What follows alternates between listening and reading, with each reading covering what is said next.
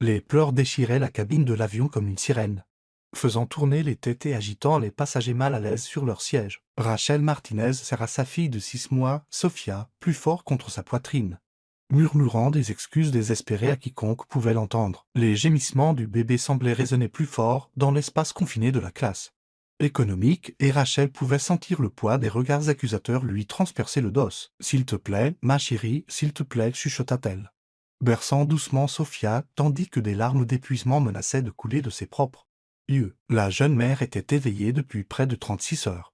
Après avoir enchaîné 2 services au restaurant avant de prendre ce vol de nuit de Los Angeles à Chicago, le billet lui avait coûté jusqu'au dernier centime de ses économies, mais elle n'avait pas le choix. Sa sœur Carmen se mariait dans 2 jours et malgré leur relation tendue, Rachel ne pouvait pas manquer ça. À 23 ans, Rachel paraissait plus âgée que son âge. Des cernes sombres marquaient ses yeux bruns, et son sourire autrefois éclatant avait été usé par des mois de lutte pour joindre les 2 bouts. En tant que mère célibataire, son ex-petit ami avait disparu à l'instant où elle lui avait annoncé sa grossesse, la laissant naviguer seule dans la parentalité dans un studio qui méritait à peine le nom d'habitable. Chaque jour était une bataille entre payer les couches ou les courses, entre garder les lumières allumées ou acheter le lait maternisé de Sophia. L'hôtesse de l'air, une femme d'une 50aine d'années à l'air sévère, s'approcha avec une irritation à peine dissimulée. « Madame, vous devez calmer votre bébé. Les autres passagers essaient de se reposer. »« J'essaie, » murmura Rachel, la voix brisée. D'habitude, c'était un bébé si sage. Mais elle n'a pas dormi correctement depuis des jours. Le changement de routine, le bruit, elle s'interrompit, sachant que ses explications sonnaient comme des excuses. Les pleurs de Sophia s'intensifièrent et Rachel remarqua plusieurs passagers sortir leur téléphone, probablement pour enregistrer son embarras. Son visage brûlait de honte alors qu'elle réalisait qu'elle devenait l'une de ces histoires que les gens partageraient en ligne. La mère sans gêne qui a gâché le vol de tout le monde. Vous auriez peut-être dû y penser avant de réserver un vol, marmonna un homme âgé de l'autre côté de l'allée, assez fort pour qu'elle l'entende. Les yeux de Rachel s'emplirent de larmes. Elle avait envisagé de conduire, mais sa vieille Honda était tombée en panne il y a 3 semaines, et elle n'avait pas les moyens de payer les réparations. Ce vol était sa seule option, réservée avec de l'argent qu'elle aurait dû utiliser pour le loyer du mois prochain. Elle redoutait déjà la conversation avec son propriétaire à son retour, juste au moment où elle s'apprêtait à se réfugier dans les toilettes de l'avion pour essayer de calmer Sophia en privé. Une voix douce s'adressa à elle. « Excusez-moi, cela vous dérangerait-il si j'essayais quelque chose ?» Rachel leva les yeux pour voir un homme dans un élégant costume bleu marine, probablement au début de la trentaine, avec des yeux bleus bienveillants et des cheveux sombres parfaitement coiffés. Tout en lui criait la richesse et le succès de ses chaussures en cuir italien à la montre en platine à son poignet. Il était le genre d'homme qui appartenait à la première classe, pas coincé en classe économique. « Je crois, » balbutia Rachel, confuse par son offre inattendue. « J'ai l'expérience des bébés, » dit-il avec un sourire chaleureux. « Ma sœur a 3 enfants, et j'ai appris quelques trucs au fil des ans. Parfois, une voix ou un contact différent peut aider. Me feriez-vous confiance pour essayer ?» Rachel hésita. Elle avait appris à se méfier des étrangers, surtout des hommes qui montraient un intérêt soudain pour elle et Sophia. Mais quelque chose dans son attitude semblait sincère, et elle était assez désespérée pour tout essayer. « D'accord, » chuchota-t-elle, transférant soigneusement Sophia dans ses bras, au moment où le bébé se cala contre son épaule.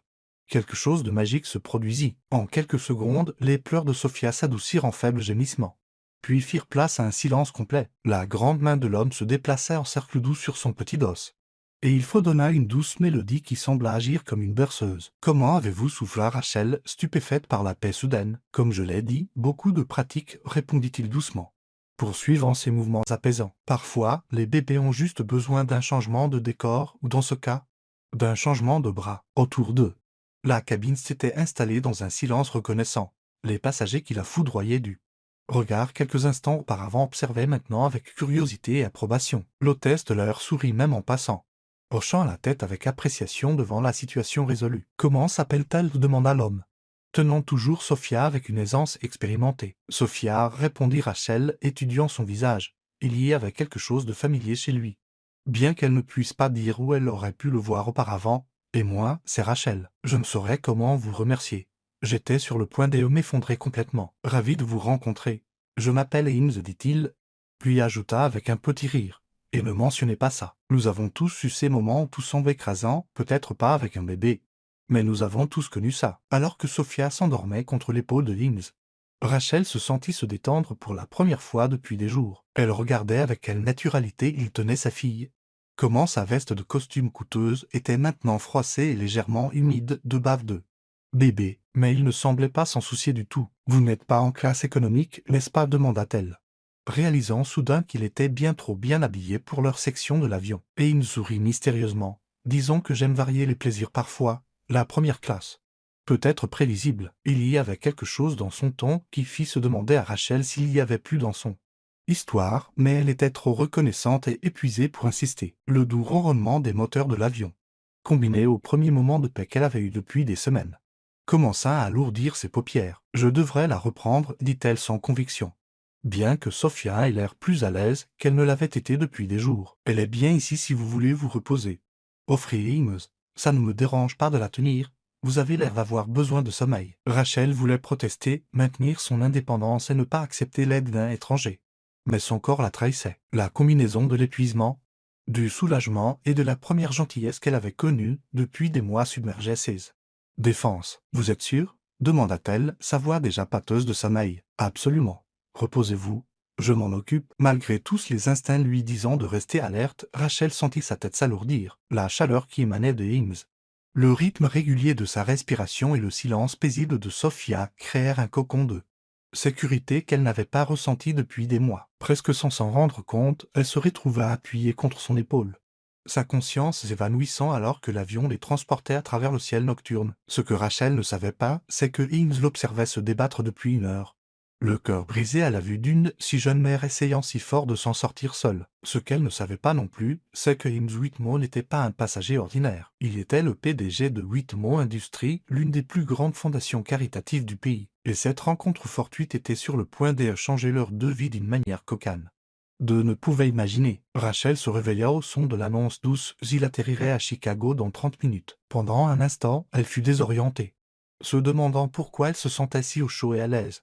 Puis la réalité de sa situation la frappa. Elle était toujours appuyée contre l'épaule de Himes et Sophia dormait paisiblement dans ses bras, complètement contente. « Oh mon Dieu, je suis tellement désolée » chuchota-t-elle avec urgence, se redressant rapidement et regrettant immédiatement la chaleur. « Je n'arrive pas à croire que je me suis endormie sur vous.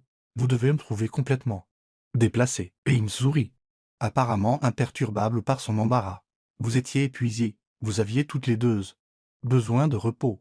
Sophia ne s'est réveillée qu'une fois et j'ai réussi à la calmer. » Il transféra soigneusement le bébé endormi dans les bras de Rachel. C'est un ange quand elle est paisible comme ça. Rachel baissa les yeux sur le visage serein de sa fille. C'est merveillant de voir à quel point Sophia était différente quand elle ne pleurait pas de stress et de surstimulation. Elle l'est vraiment. C'est juste que ça a été si dur ces derniers temps. Tout semble s'effondrer. Et je peine à garder la tête hors de l'eau. Les mots sortirent avant qu'elle ne puisse les retenir. Et Rachel regretta immédiatement d'en avoir trop dit. Cet étranger n'avait pas besoin d'entendre parler de ses problèmes, peu importe sa gentillesse. « Vous voulez en parler » demanda doucement Himes, ses yeux bleus montrant une préoccupation sincère. « Parfois, ça aide de le dire à quelqu'un qui n'est pas impliqué dans votre situation. » Rachel hésita. Elle avait appris à garder ses luttes privées, en partie par fierté et en partie à cause de l'expérience douloureuse des gens qui offraient de l'aide pour ensuite disparaître lorsque les choses devenaient difficiles. Mais quelque chose dans l'attitude de Himes la mettait en confiance. « Je suis une mère célibataire » commença-t-elle doucement, jetant un coup d'œil autour pour s'assurer que les autres passagers n'écoutaient pas. « Le père de Sophia est parti quand je lui ai dit que j'étais enceinte. Je travaille dans un restaurant à Los Angeles, enchaînant les services juste pour payer notre minuscule appartement. Ma voiture est tombée en panne, je suis en retard sur mon loyer. Et j'ai utilisé mes dernières économies pour ce billet d'avion parce que ma sœur se marie. » Elle fit une pause, retenant ses larmes. « Le pire, c'est que Carmen et moi ne nous sommes pas parlé depuis 2 ans. Nous avons eu une énorme dispute. Quand je suis tombée enceinte parce qu'elle pensait que je gâchais ma vie, elle ne m'a invité que parce que notre mère l'a culpabilisée. Je ne sais même pas pourquoi j'y vais, si ce n'est qu'elle est la seule famille qui me reste depuis la mort de maman. » Et il m'écouta attentivement, sans jamais l'interrompre ni offrir de platitude vide. Quand elle eut fini, il resta silencieux un moment, traitant ses paroles. « Cela demande un courage incroyable, dit-il finalement. Élever un enfant seul, cumuler plusieurs emplois et faire quand même l'effort de réparer une relation avec votre sœur. Vous êtes plus forte que vous ne le pensez. » Rachel le regarda d'un air sceptique. « Vous ne me connaissez pas, pour ce que vous en savez. J'aurais pu faire des choix terribles qui ont mené à cette situation. Peut-être, Reconnu Eames.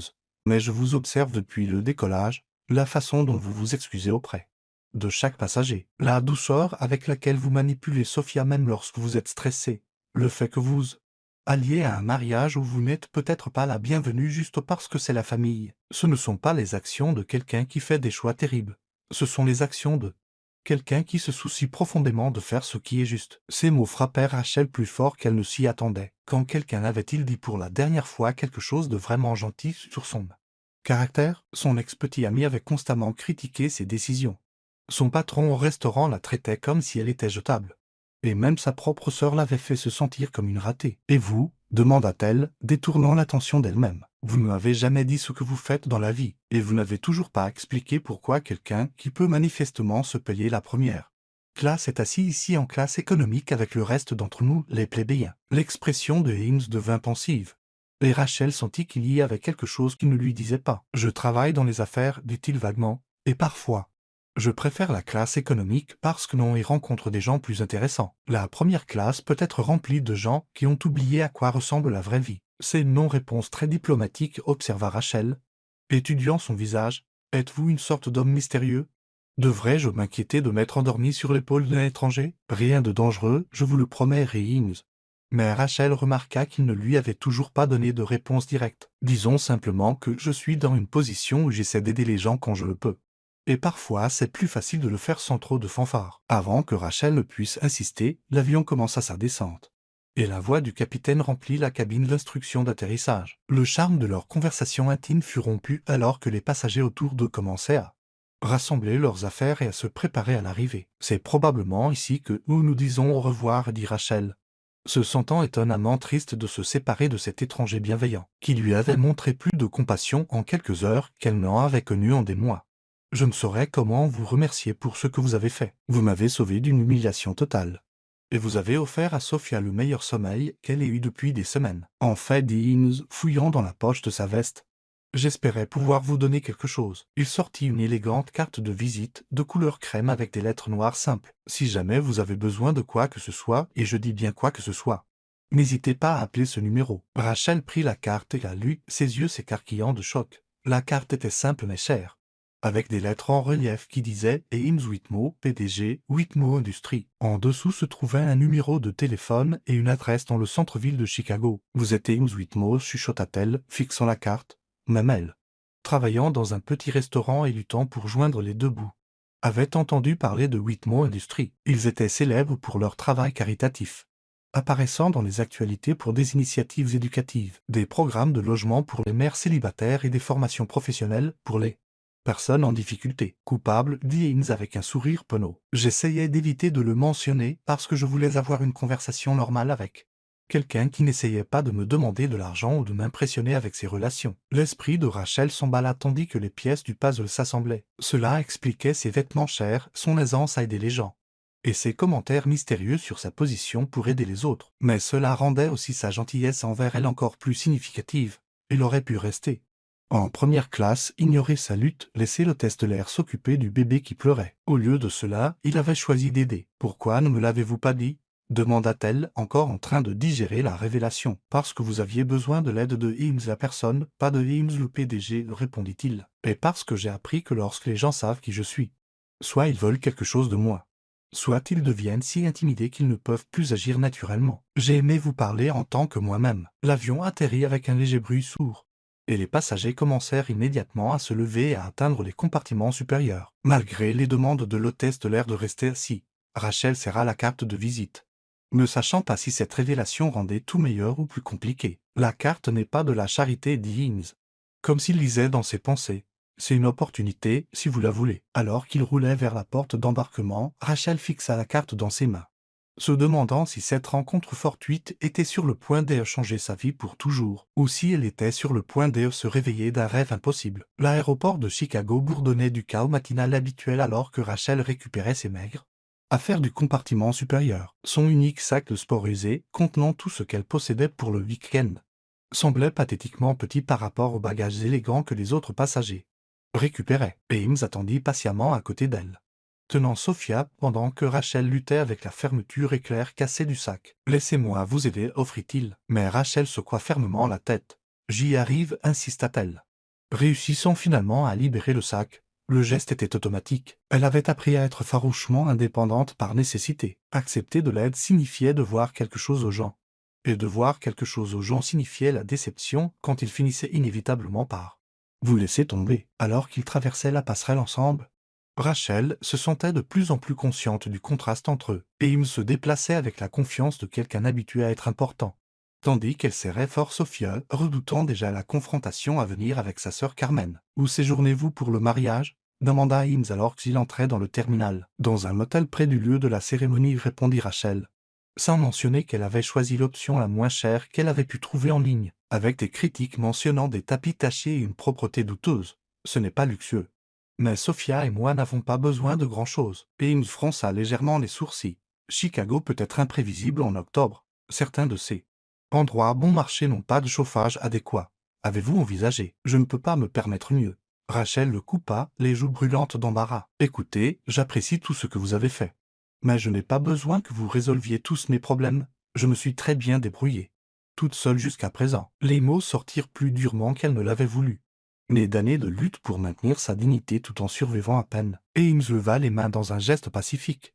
Reconnaissant clairement qu'il avait dépassé les bornes, vous avez absolument raison. Je suis désolé. J'ai tendance à essayer de réparer les choses. Surtout quand le résultat m'importe. Ils arrivèrent à la zone de récupération des bagages. Et le téléphone de Himes se mit à vibrer avec insistance. Il y jeta un coup d'œil avec une réticence évidente. Je dois prendre cet appel.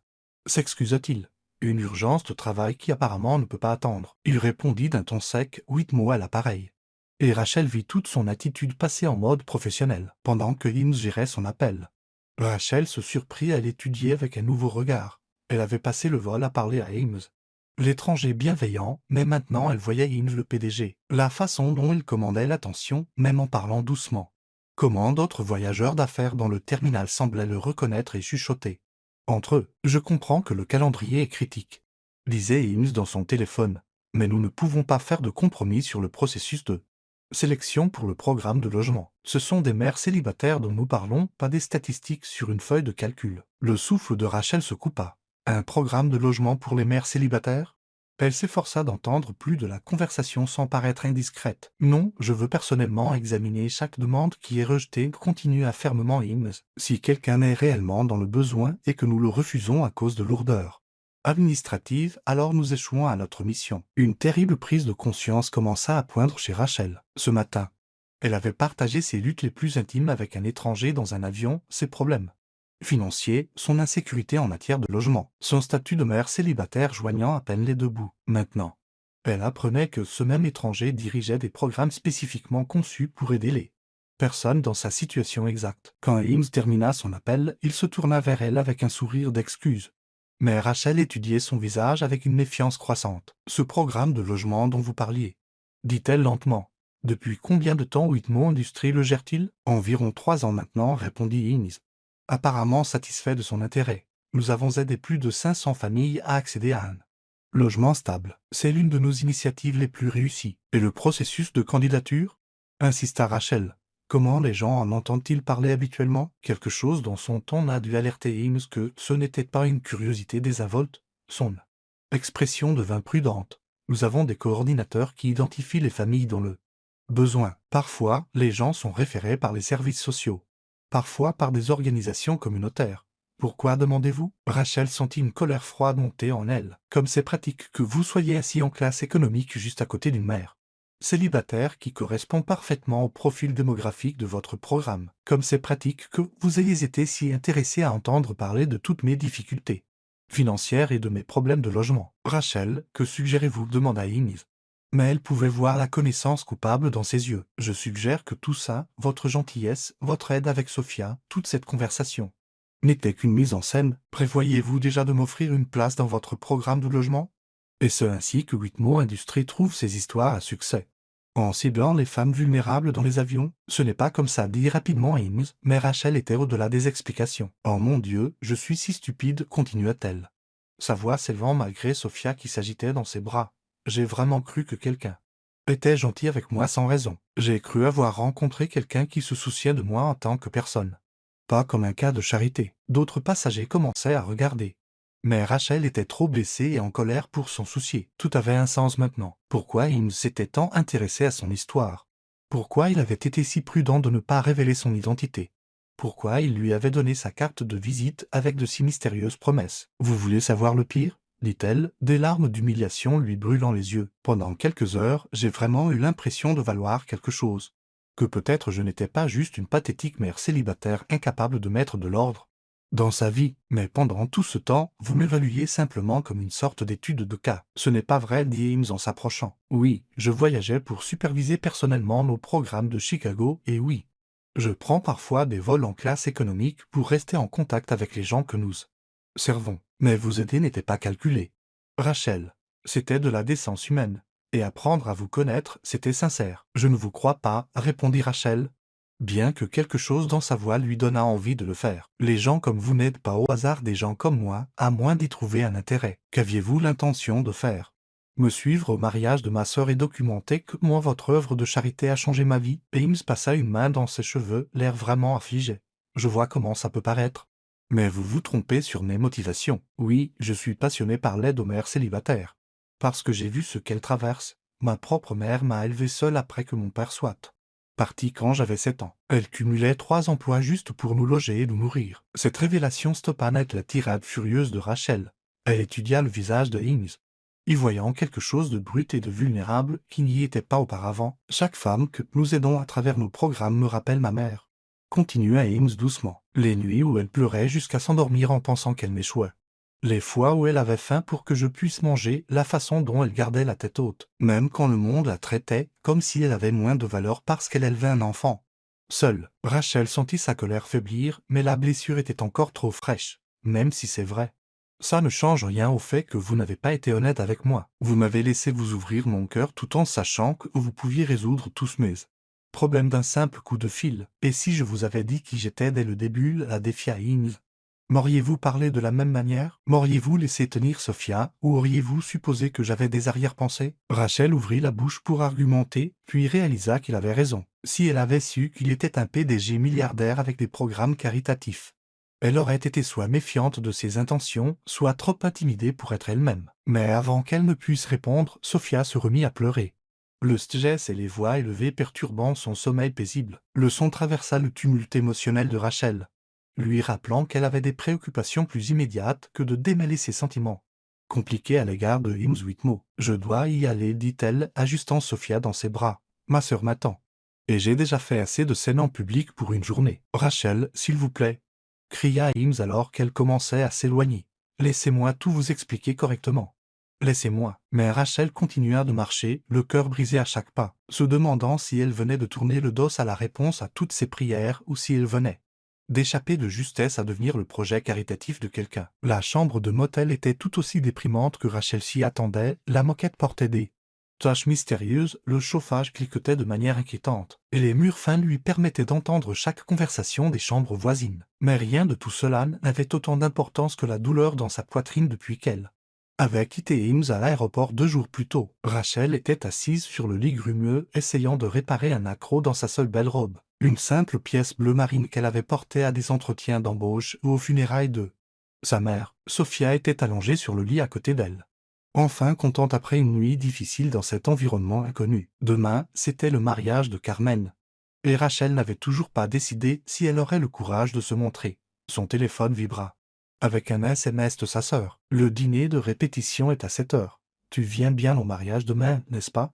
Le message était poli mais distant, dépourvu de la chaleur dont Rachel se souvenait de leur enfance. Elle tapa et effaça plusieurs réponses avant de se décider pour « Oui, je serai là », ce qu'elle ne dit pas à Carmen. C'est qu'elle avait passé les 2 derniers jours à rejouer chaque instant de sa conversation avec Ames, se demandant si elle s'était complètement trompée sur ses intentions. La blessure était toujours là, mais aussi un regret grandissant d'avoir peut-être jeté quelque chose d'authentique à cause de ses propres barrières défensives. On frappa à la porte, interrompant ses sombres pensées. Rachel regarda par le Judas, s'attendant à voir le gérant du motel ou peut-être une livraison de pizza pour la mauvaise chambre. Au lieu de cela, elle vit Carmen dans le couloir, élégante dans un manteau de couleur crème qui coûtait probablement plus que le loyer mensuel de Rachel. Rachel ouvrit la porte, choquée. « Qu'est-ce que tu fais ici ?» Sa sœur entra. inspectant la chambre minable avec un désarroi à peine dissimulé. Je suis venu te parler avant. Demain, nous devons mettre les choses au clair. Rachel s'hérissa automatiquement. Si tu es ici pour me dire que je n'ai pas ma place à ton mariage, épargne-nous du temps à toutes les deux. En fait, dit Carmen, s'asseyant prudemment sur l'unique chaise de la chambre. Je suis ici pour m'excuser et pour te dire quelque chose qui pourrait changer ta façon de voir. Beaucoup de choses, ce n'était pas la conversation à laquelle Rachel s'attendait. Carmen avait toujours été la sœur qui réussissait, celle qui était allée à l'université, avait obtenu le bon travail, épousé le bon homme. Elle ne s'était jamais excusée pour rien, surtout pas auprès de Rachel. Il y a 2 ans, quand nous nous sommes disputés à propos de ta grossesse, commença Carmen. J'ai dit des choses terribles. Je t'ai traité d'irresponsable, j'ai dit que tu gâchais ta vie.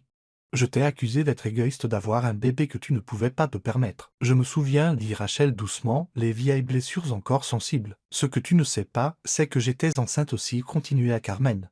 Sa voix pas être plus qu'un murmure. Michael et moi essayons depuis des mois. Quand j'ai appris que tu allais avoir SOPHIA, j'étais tellement en colère parce que j'avais l'impression que tu avais obtenu quelque chose que je désirais si désespérément, et que tu ne l'avais même pas prévu. Rachel fixa sa sœur, digérant cette révélation. Carmen, je n'en avais aucune idée. J'ai perdu le bébé 2 semaines après notre dispute, l'interrompit Carmen, les larmes coulant maintenant librement. Et au lieu de t'appeler, au lieu de m'excuser et de te demander du soutien, je me suis enfoui dans le travail et les préparatifs du mariage et j'ai fait comme si tout allait bien. J'ai passé 2 ans à t'en vouloir d'avoir ce que je n'ai pas pu garder. Les sœurs restèrent assises en silence un moment, pleurant toutes les deux pour des raisons différentes. Rachel tendit la main vers celle de Carmen et pour la première fois depuis des années, sa sœur ne la retira pas. « Je suis tellement désolée, murmura Rachel.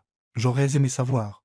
J'aurais aimé pouvoir être là pour toi. Ce n'est même pas la chose la plus importante que je sois venu te dire, dit Carmen en s'essuyant les yeux. Hier, un homme a appelé mon bureau. Il a dit qu'il essayait de te joindre pour quelque chose d'urgent, mais que tu ne répondais pas à ton téléphone. Le cœur de Rachel s'arrêta. Ames Whitmore. Oui, il a expliqué que vous vous étiez rencontrés dans un vol et qu'il y avait eu une sorte de malentendu. Il a demandé si je savais comment te joindre et quand je lui ai dit que j'étais ta sœur, il a demandé si nous pouvions nous rencontrer. Tu l'as rencontré? Demanda Rachel, alarmée. Oui. Et Rachel, tu dois savoir ce qu'il m'a dit. Carmen se pencha en avant avec ferveur. Il a dit qu'il te cherchait depuis 2 jours. Non pas à cause d'un programme de logement ou d'une initiative caritative, mais parce qu'il est amoureux de toi. Les mots frappèrent Rachel comme un coup physique. C'est impossible. Nous nous sommes connus pendant quelques heures. C'est ce que je lui ai dit, répondit Carmen. Mais ensuite, il a passé 20 minutes à me raconter chaque détail de votre conversation. Comment Sophia s'était endormie dans ses bras, à quel point tu es courageuse et forte. Comment tu lui as rappelé pourquoi il avait commencé son travail caritatif en premier lieu. Il ne parlait pas comme un PDG discutant d'une participante à un programme. Il parlait comme un homme qui avait trouvé quelque chose de précieux et l'avait perdu. L'esprit de Rachel s'emballa. Mais le programme de logement, il a aussi expliqué cela. Il voyageait à Chicago pour affaires, oui. Et il prend parfois des vols en classe économique pour rester en contact avec les gens que ses programmes servent. Mais TD ne faisait pas partie d'un plan de recrutement élaboré. Il a dit qu'il t'avait donné sa carte parce qu'il voulait te revoir, pas parce qu'il voulait t'évaluer pour la charité. Alors pourquoi ne me l'a-t-il pas simplement dit? Carmen sourit tristement. Parce qu'il avait peur que tu penses qu'il essayait d'acheter ton affection avec de l'argent et des programmes. Il a dit qu'il a eu affaire à trop de gens qui ne le voyaient que comme un portefeuille. Et il voulait que tu le connaisses d'abord en tant que Himes, tout simplement. Rachel sentit sa colère soigneusement construite s'effondrer. Même si tout cela est vrai, nous venons de mondes complètement différents. C'est un PDG milliardaire et je suis une mère célibataire qui peut à peine se payer cette horrible chambre de motel. C'est l'autre chose, dit Carmen en sortant son téléphone. Il m'a demandé de te montrer ça. Elle ouvrit un article de journal datant de 3 ans avec le titre « Le PDG de Whitmore crée une initiative de logement pour mères célibataires en mémoire de sa défunte mère ». En dessous se trouvait une photo de Himes lors d'une cérémonie d'inauguration, debout à côté d'un modeste immeuble d'appartement. Lis la citation ordonna Carmen. Rachel lut à haute voix. « Ma mère, Maria Santo Whitmore, m'a élevée seule après que mon père nous a abandonnés quand j'avais 7 ans. Elle cumulait 3 emplois pour nous loger et nous nourrir, se privant souvent de manger pour que je puisse manger. Ce programme existe parce qu'aucun enfant ne devrait se demander s'il aura un toit demain et aucune mère ne devrait avoir à choisir entre nourrir son enfant et payer le loyer. Santo était le nom de jeune fille de sa mère, expliqua Carmen. C'était une mère célibataire de l'aide de Los Angeles qui nettoyait des bureaux la nuit, travaillait dans une usine pendant la journée. Eames a grandi dans la pauvreté, Rachel. Il comprend ton monde parce qu'il l'a vécu. Rachel s'affaissa sur le lit, submergée par cette nouvelle information. Tout ce qu'elle pensait savoir sur Eames était en train de changer, révélant l'image de quelqu'un qui comprenait vraiment la lutte et choisissait d'aider les autres à cause de cela, et non malgré cela. Il y a plus, dit doucement Carmen. Il est ici à Chicago. Il séjourne à l'hôtel où se tient ma réception demain soir. Non pas parce qu'il essaie de s'incruster, mais parce qu'il espère que tu lui donneras une chance de tout expliquer correctement. Il est au lieu de ton mariage. Je l'ai invité, a admis Carmen, après avoir entendu son histoire. Après avoir vu à quel point elle était désespérée de te retrouver et de réparer les choses. J'ai pensé que c'était peut-être le destin. Peut-être que vous étiez censés vous rencontrer. Et peut-être que j'étais censé aider à réparer ce qui s'était brisé. Rachel baissa les yeux sur Sophia, qui la regardait avec des yeux vifs et curieux. Sa fille méritait une figure paternelle qu'il aimerait et la protégera. Et Rachel méritait quelqu'un qui la voyait comme plus qu'une simple mère célibataire en difficulté. « Et si je ne suis pas assez courageuse ?» murmura Rachel. « Et si j'ai trop peur d'être blessée? Alors tu passeras le reste de ta vie à te demander si, » répondit Carmen. Et Rachel, tu es la personne la plus courageuse que je connaisse. Tu as survécu à tout ce que la vie t'a jeté. Et tu as élevé une magnifique fille en le faisant. Si tu peux faire tout ça, tu peux certainement prendre une chance en amour. Le soir suivant, Rachel se tenait à l'extérieur de l'élégante salle de bal de l'hôtel où la réception de Carmen battait son plein. Elle avait emprunté une robe à sa sœur. Une magnifique robe vert émeraude qui lui donnait l'impression d'appartenir à un endroit aussi chic. Sophia était à l'étage avec la délicité de l'hôtel, dormant paisiblement pour une fois. À travers les portes vitrées, Rachel pouvait voir la célébration à l'intérieur. Carmen était radieuse dans sa robe de mariée, dansant avec son nouveau mari, tandis que les invités se mêlaient autour d'élégantes tables, décorées de roses blanches et d'accents dorés. Et là, à une table près du fond, était assis Eames dans un smoking noir parfaitement taillé, regardant la porte comme s'il l'avait attendu toute la soirée. Leurs regards se croisèrent à travers la vitre, et Rachel vit quelque chose dans son expression qui lui coupa le souffle. Ce n'était pas de la pitié ou de la charité, ni même une simple attirance. C'était de l'amour, un amour réel, honnête, bouleversant qui la faisait se sentir vue et valorisée pour exactement qui elle était. Et il se leva de sa chaise et se dirigea vers la porte, sans jamais rompre le contact visuel. Quand il l'atteignit, il s'arrêta juste assez près pour qu'elle puisse voir l'espoir et la peur se battre dans ses yeux bleus. « J'avais peur que tu ne viennes pas, dit-il doucement. J'avais peur aussi, admit Rachel. Mais quelqu'un m'a récemment dit qu'être courageux ne signifie pas ne pas avoir peur. Ça signifie faire ce qui est juste même quand on est terrifié. J'aurais dû être honnête avec toi depuis le début, dit Eames. Pas sur qui je suis professionnellement, mais sur ce que je ressentais. Au moment où 0 t'est endormi dans mes bras et que tu m'as fait assez confiance pour reposer ta tête sur mon épaule, j'ai su que ma vie avait changé pour toujours. Eames, commença Rachel, mais il leva une main douce. Laisse-moi finir, s'il te plaît. Je ne veux pas t'aider parce que tu es un cas de charité. Je veux construire une vie avec toi parce que tu es la personne la plus forte et la plus authentique que j'ai jamais rencontrée. Je veux être le père de Sophia non pas parce qu'elle en a besoin, mais parce que je l'aime déjà comme si elle était la mienne. Et je veux me réveiller chaque matin en sachant que je vais passer une autre journée avec la femme qui m'a rappelé ce qui compte vraiment dans la vie. Rachel sentit des larmes couler sur ses joues, mais pour la première fois depuis des mois. C'étaient des larmes de joie et non de désespoir. « Je t'aime aussi, » chuchota-t-elle. « Je pense que j'ai commencé à tomber amoureuse de toi au moment où tu as pris Sophia dans tes bras et que tu l'as fait se sentir en sécurité. Mais j'avais si peur d'être blessée à nouveau, d'être déçue à nouveau, que j'ai failli tout gâcher. » Et il me s'approcha, lui prenant doucement le visage entre ses mains. « Tu n'auras jamais à avoir peur de ça avec moi. Je veux passer le reste de ma vie à prouver que toi et Sophia êtes les choses les plus importantes dans mon monde. » Alors qu'il se penchait pour l'embrasser, Rachel réalisa que parfois les plus belles histoires d'amour commencent par les actes de gentillesse les plus simples. Un bébé qui pleure, la main secourable d'un étranger et le courage de faire confiance à nouveau l'avaient conduite à quelque chose dont elle n'avait jamais osé rêver. Un amour qui changerait non seulement ses circonstances, mais son monde entier. Quand ils se séparèrent enfin, et il sourit et dit « Alors, tu veux danser ?» Je crois que c'est ici que notre véritable histoire commence. Rachel prit sa main, sachant que quels que soient les défis à venir, ils les affronteraient ensemble, non pas comme un cas de charité et son bienfaiteur, mais comme deux personnes qui avaient trouvé l'un en l'autre les pièces manquantes de leur cœur. Et alors qu'ils entraient ensemble dans la salle de bal, Sophia dormait paisiblement à l'étage, rêvant peut-être de la famille aimante qui l'attendrait à son réveil.